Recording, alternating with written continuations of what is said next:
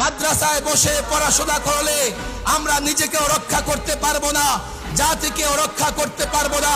প্রত্যেক ছাত্র, প্রত্যেক আলেম দায়িত্ব দিতে হবে। একদিন এক এক যুবককে ইসলাম বুঝাতে হবে, ইসলামের বিধিবিধান বুঝাতে হবে। একদিন এক এক যুবকের সামনে পশ্চিমা গণতন্ত্র বলো, সেকুলার বলো, তাদের মুখোশ উন্মোচন করতে হবে।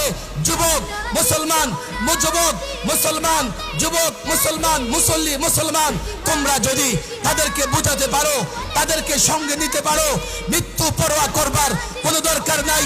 মৃত্যু আসলে মৃত্যু আসবে, যুবককে সঙ্গে নাও, মুসল্লিকে সঙ্গে নাও, তোমার আত্মীয় স্বজন তাদেরকে বুঝিয়ে সঙ্গ নাও, কাফেলা তৈরি করো, ঐক্যবদ্ধ হও। জালেম দুনিয়া, কুফার দুনিয়া, মুশরিক দুনিয়া জানিয়ে দাও আমরা এক ঐক্যবদ্ধ ক্ষমতার কারণে লড়াই করি না, আমরা মানবাধিকার প্রতিষ্ঠার জন্য লড়াই করব।